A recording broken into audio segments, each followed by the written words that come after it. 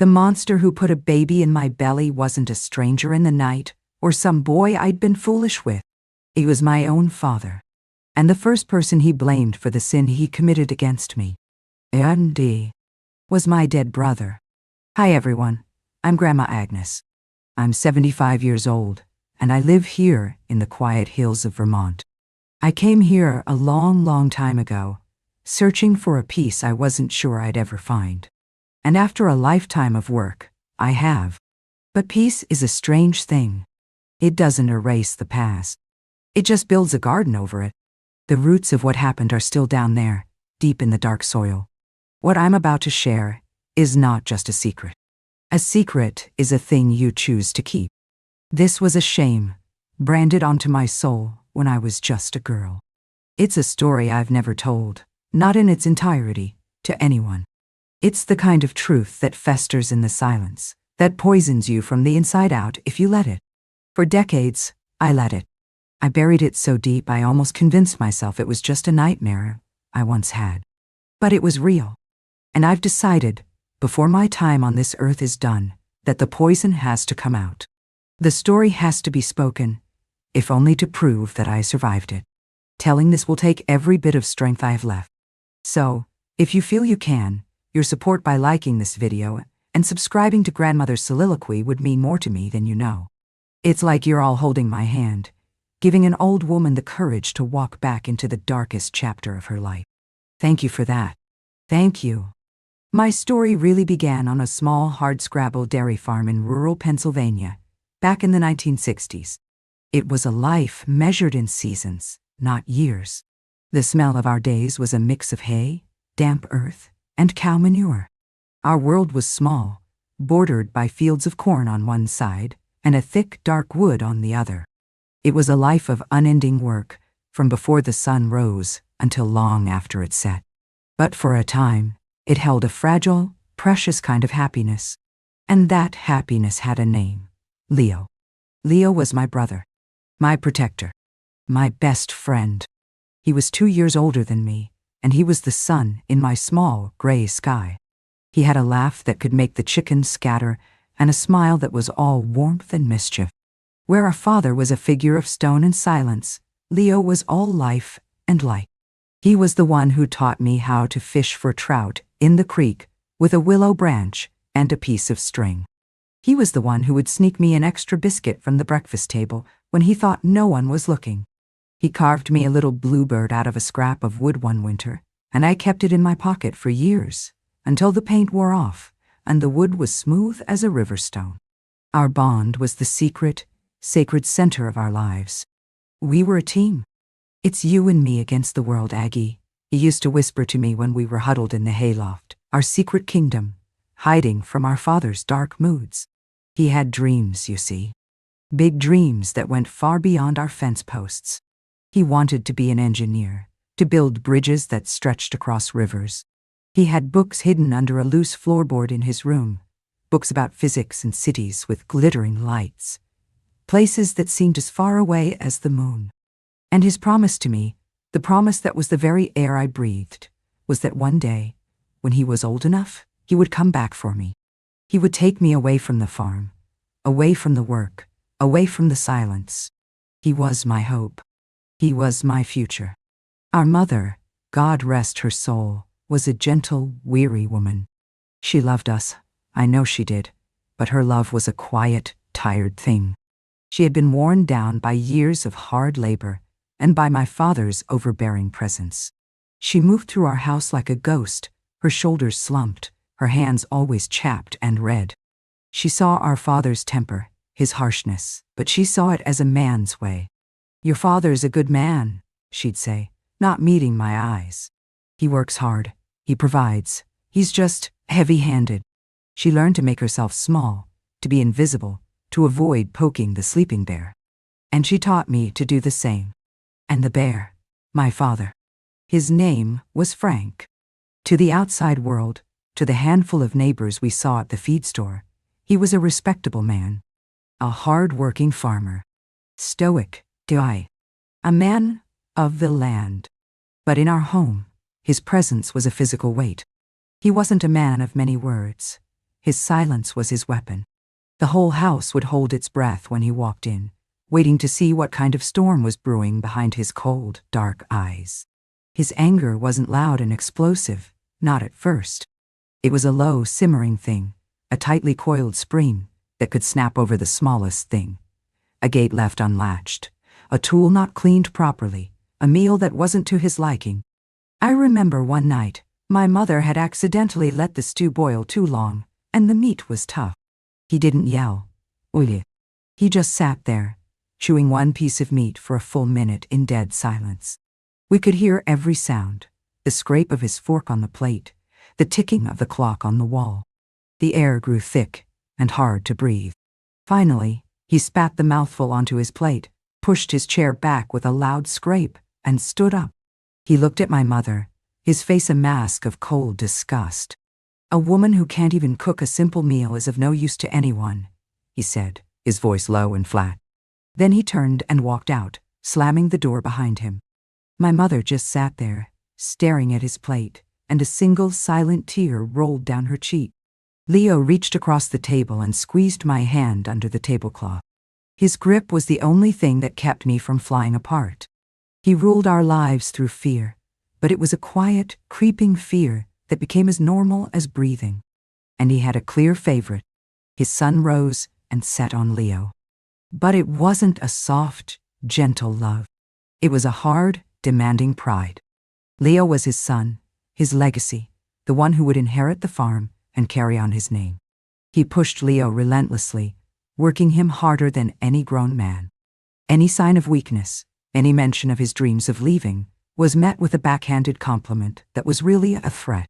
"All that book learning is making your head soft, boy," he'd sneer. "A man's worth is in his hands, not in some fantasy." He saw Leo's dreams not as aspirations, but as a betrayal, a rejection of him, of the farm, of the life he had ordained. And me? In his eyes, I was secondary, a lesser being, a future wife for some other farmer, another pair of hands for another man's fields. He rarely spoke to me directly, unless it was to issue a command. "Girl, fetch my boots. Girl, the cows need milking." I was an afterthought, a shadow that trailed behind his golden sun. And in a strange, twisted way, I was grateful for it. His neglect was a shield. His focus was entirely on Leo, for better and for worse, and that meant I was mostly left alone. I lived in the safety of his indifference, never understanding that one day, that indifference would curdle into something far, far more monstrous. I was living in a story where my brother was the hero and my father was the villain. I just didn't know yet that the hero was about to be taken from the stage, leaving me all alone in the dark with the villain. The world ended on a Tuesday. It was a perfectly ordinary, sun-drenched afternoon in late summer, the kind of day that felt sticky and slow. Leo had been out in the far field with the tractor, mending a stretch of broken fence line. I was in the kitchen, shelling peas into a large metal bowl, the rhythmic thump, thump, thump of the tractor, a familiar, comforting sound in the distance. It was the heartbeat of our farm. Then it stopped. The silence that followed was not a normal silence. It was a sudden, gaping void, a tear in the fabric of the day. I looked up from my peas, a cold knot of dread instantly tightening in my stomach. My mother, who was kneading dough at the counter, had frozen too, her flour-dusted hands suspended in midair. We looked at each other, and in her eyes, I saw my own terror reflected back at me. My father was the first one out the door. He didn't run. He never ran. He walked with a stiff, purposeful stride out toward the field. My mother and I followed, our bare feet stumbling over the ruts in the dirt path. The silence stretched on and on, thick and heavy like a blanket. It felt like walking into a nightmare. And then we saw it. The tractor, our big red Massey Ferguson, was on its side at the bottom of a shallow ravine near the creek. It looked like a wounded beast, one wheel still spinning slowly, lazily, in the air. And underneath it was a flash of blue denim. A single, motionless arm. I don't remember screaming. I think a sound tried to come out, but it died in my throat, strangled by a horror too big for my body to contain. The world dissolved into a kaleidoscope of disconnected images. My mother's wail, a sound I had never heard before and will never forget, a raw, animal cry, pure agony. My father, climbing down into the ravine, his movements stiff, mechanical. The metallic, oily smell of the overturned engine. The impossible stillness of Leo's hand. They said it was a freak accident. The ground near the ravine edge must have been softer than it looked, weakened by the summer rains. The tractor tipped. It was that simple. That quick. One moment, the heartbeat of our lives was thumping steadily in the distance. The next, it was gone. The sun in my sky had been ripped out, leaving behind nothing but a black, smoking hole. The days that followed are a gray, foggy blur. Neighbors came and went, their faces etched with pity. They brought casseroles and pies that sat untouched on the kitchen counter. The house was filled with the murmur of low, sad voices, but all I could hear was the roaring silence where Leo's laugh used to be. My mother drifted through it all, a walking ghost. She didn't cry anymore. She seemed to have been hollowed out, leaving only a fragile shell that could shatter at any moment. But my father was different. He didn't crumble. He turned to stone. His grief wasn't a visible thing. It was a terrifying, silent pressure that filled every corner of our home. He didn't speak of Leo. He didn't say his name. He acted as if his son had simply been erased, a faulty part removed from the farm's machinery. He attended the funeral with a face carved from granite, his eyes dry and hard as rocks. He was a monument to a grief so profound and twisted it couldn't find any normal release. It could only curdle into something else, something dark and dangerous. And that darkness began to turn its gaze on me. With Leo gone, my father's world had lost its center. He had lost his heir, his legacy. The focus of his pride, his rage, his entire being was gone. And like a river that has been dammed, all that ferocious, thwarted energy needed a new channel. It found one. It found me. It started subtly. I was no longer the girl, the afterthought. I was now the one he saw, the one he spoke to. But his words were never kind. They were clipped, harsh commands. I had to take over many of Leo's chores. The work was back-breaking, my small frame aching from dawn till dusk. I was mucking out stalls, hauling feed, mending fences, a boy's work. It was his way of punishing the world, punishing me for the son he had lost. It was as if he was trying to hammer me into the shape of the son I could never be. Then, the blame started. It was quiet at first, like a snake slithering through the grass. It would say things that seemed innocent on the surface, but were laced with poison. One evening, as I was struggling to carry 2 heavy buckets of milk into the house, my arms shaking with strain, he was standing on the porch. He watched me, his eyes cold slits. Leo could carry 4 of those without breaking a sweat, he said, his voice flat. He never spilled a drop. It was a simple statement of fact, but the undertone was clear. You are not him. You are a poor replacement. He began to talk about Leo, but only to me, and always in this cruel, comparative way. Leo would have had this field plowed by now. Leo knew how to fix that engine. Every sentence was a knife, twisting in the wound of my own grief. He was making me feel responsible, not just for my own inadequacy, but somehow, for Leo's absence. I was the one who was here, and Leo was the one who was gone. In his warped mind, this was an unforgivable imbalance. His presence became a constant, suffocating weight. He would watch me. I would feel his eyes on my back as I worked in the barn, as I cooked in the kitchen, as I sat at the dinner table in the crushing silence that now defined our meal. It wasn't a fatherly gaze. It was the gaze of a warden watching a prisoner. He was studying me, assessing me, and I felt a prickling, deep-seated fear that I couldn't name. What did he want from me? What was he looking for? The inner thoughts were a swirling vortex of confusion and terror. I missed my brother so much it was a physical pain, a constant ache in my ribs. But my grief had no room to breathe.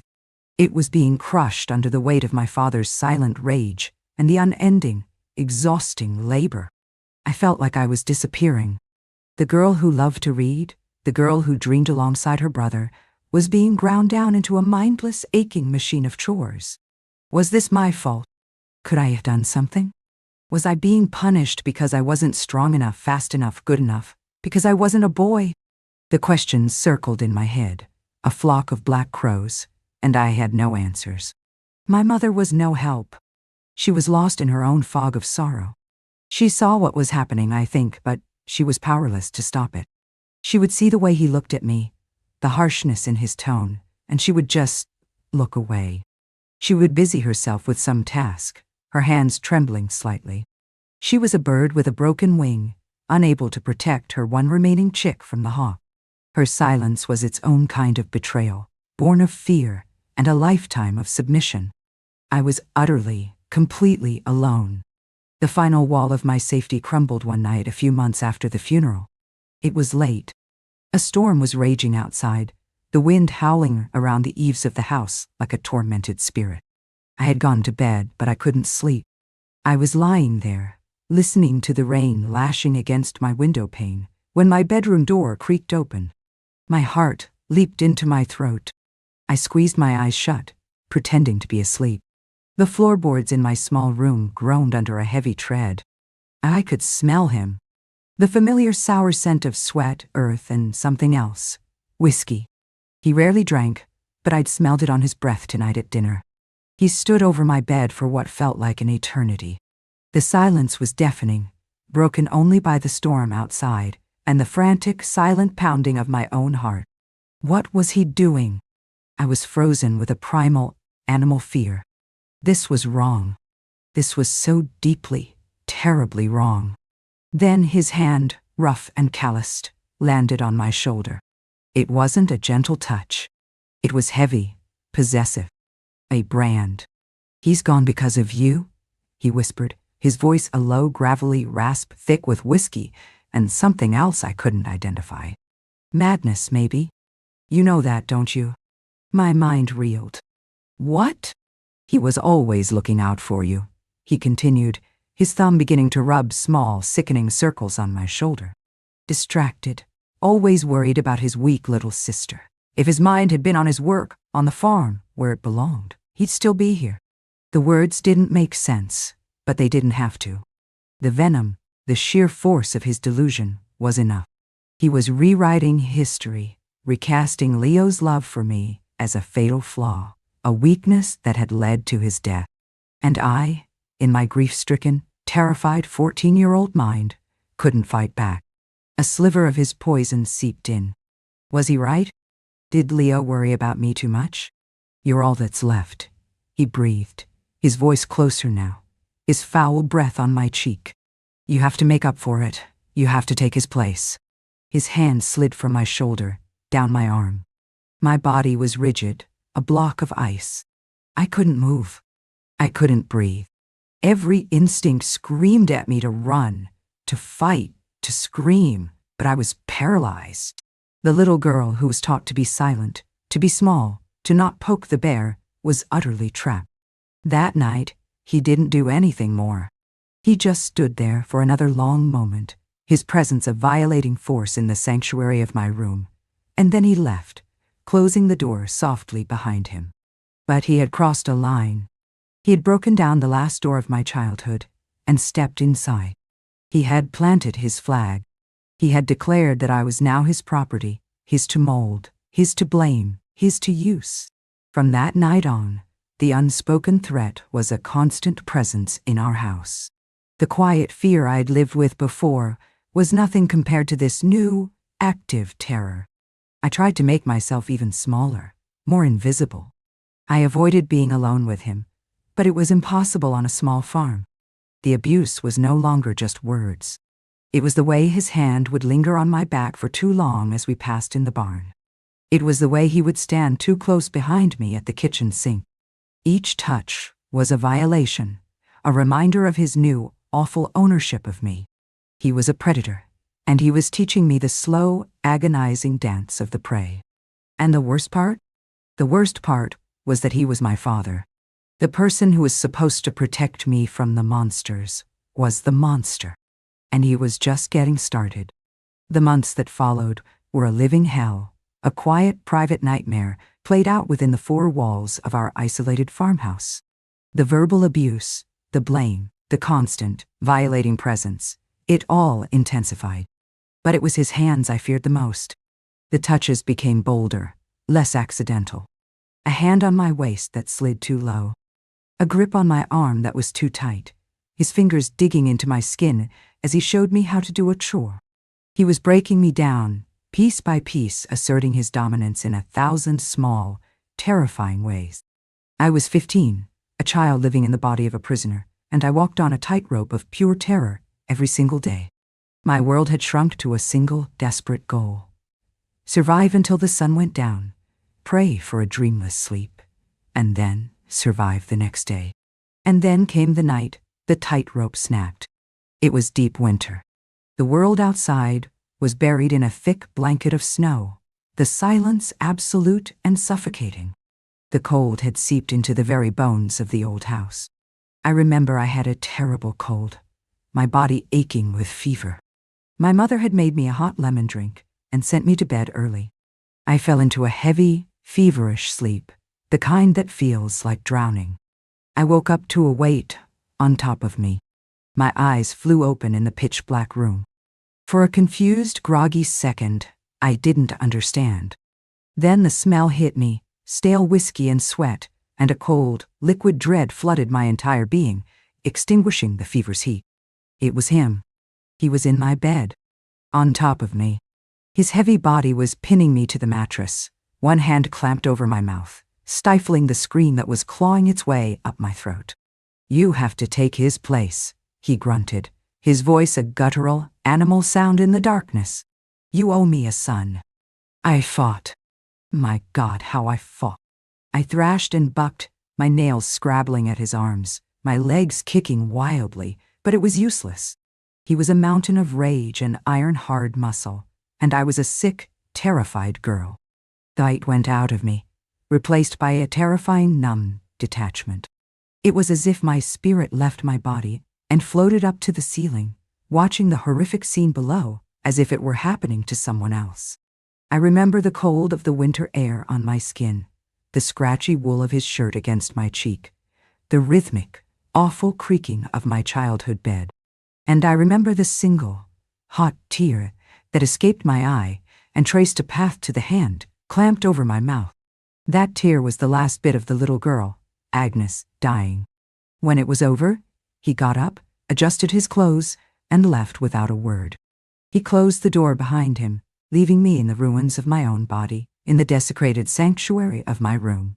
I lay there frozen, for hours. The world had ceased to exist.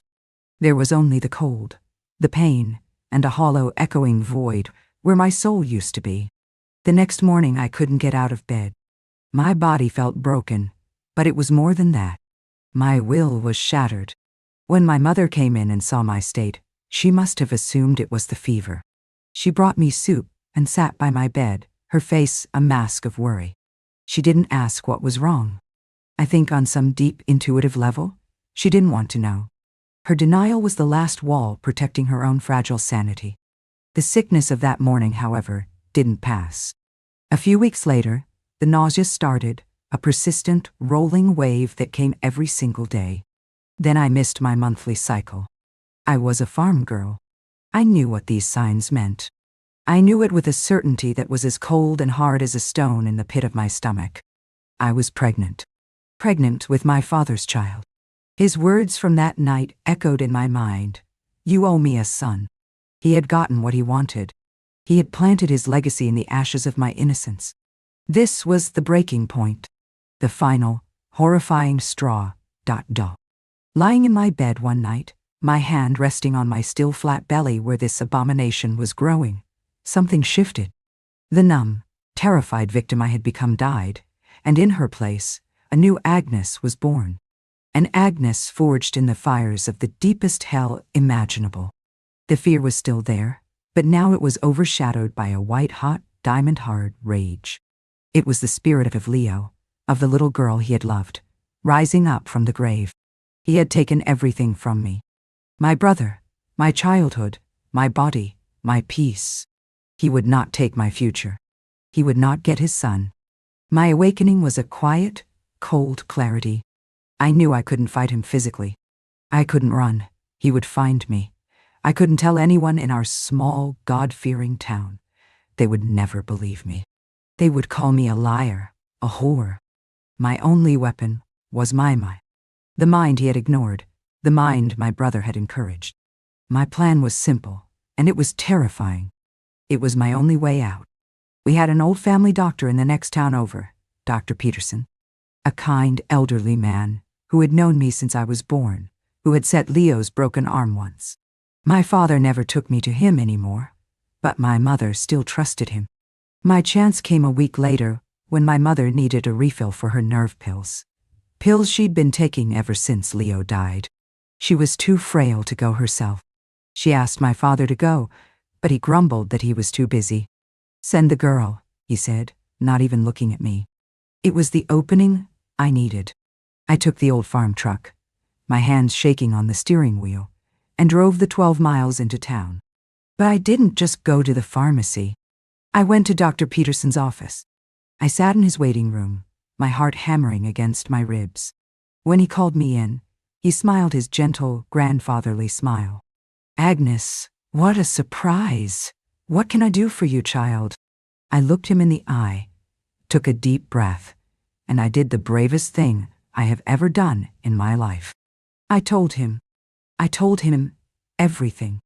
The words came out in a torrent, a flood of poison and pain and shame that I had held inside for so long. I told him about Leo, about the blame, about the touches, about the night of the storm, and about my sickness. I didn't cry. My voice was low and steady. It was the voice of the new Agnes. He listened. He listened to the whole, sordid, horrifying story without interrupting.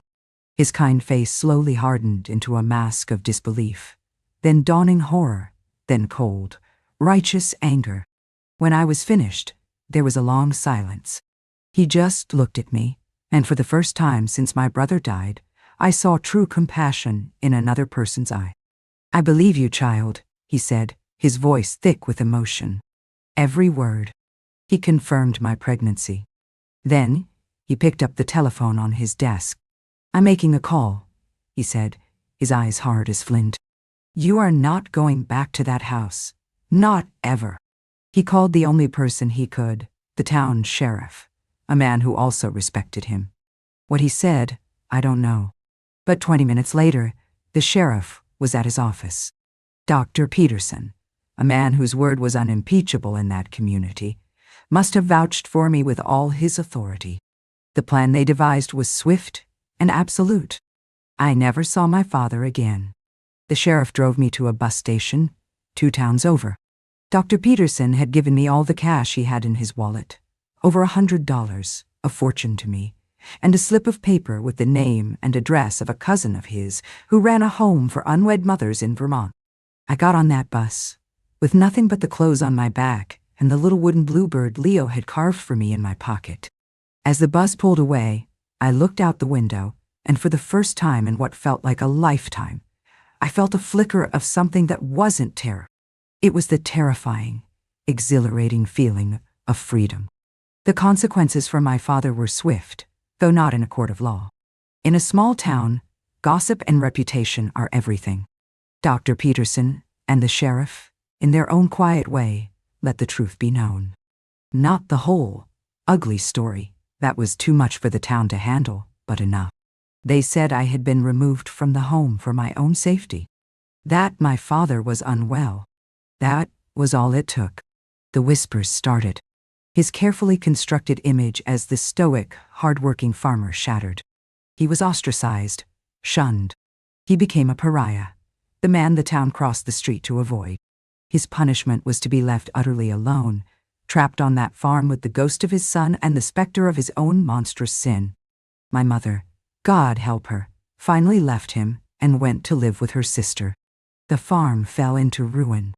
He died there, years later, a bitter, lonely old man, I gave the baby up for adoption. It was the hardest and the kindest thing I could do. He was a beautiful, healthy boy, and I prayed he would find a home filled with the love and light he deserved, a life untouched by the darkness of his conception. I stayed in Vermont, built a new life from scratch. I worked, I healed, I learned to live again. The lesson in all of this? It's a dark one, my dears. I learned that evil doesn't always wear a monster's face. Sometimes it wears the face of your family. It wears the face of a father. I learned that silence is the soil where shame and abuse grow, and that speaking your truth, no matter how terrifying, is the only thing that can expose it to the light. Your voice is your power.